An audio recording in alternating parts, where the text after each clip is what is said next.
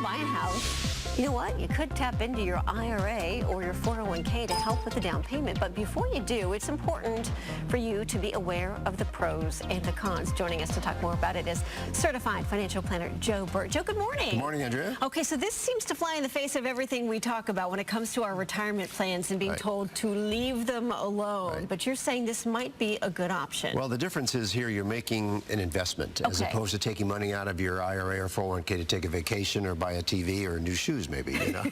I know. Okay, so the pros when it comes to withdrawing from your IRA. Well, if you take it out of your IRA, you're allowed to take up to $10,000 or $20,000 if you're married without the 10% penalty. You still have to pay taxes. You're not going to avoid the taxes. But if you take out money out of an IRA before 59.5, you're subject to not only taxes, but the 10% penalty on top of that. So first-time home buyers, or if you haven't had a principal residence in 2 years, you can take out up to $20,000 if you're married and avoid the penalty, not the taxes, on your IRA. Okay, cons to this particular choice? Well, you've set back your retirement plans because you're using the money and it's not growing in your retirement account. Now, hopefully, the property that you're purchasing will go up in value and you're going to have a place to live and maybe a little bit less expensive than living in an apartment. So, you know, it's not 100% clear cut. You know, once again, you're making an investment and the function of how well your money's going to grow is determined by how well the real estate does. You're lucky if it maybe evens out in the wash at the very end, right? Well, you know,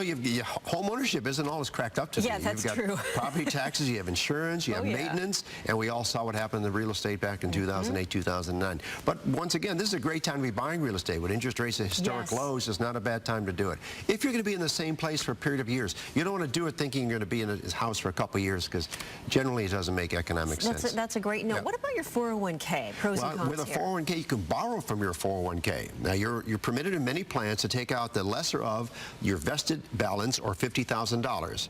And when you borrow, you're really borrowing from yourself. So when you have to have it paid back through your paycheck.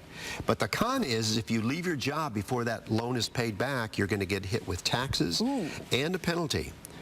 Now, but if you borrow, there's no tax consequences. So that's the difference between taking out of an IRA. So it's a way to get some money.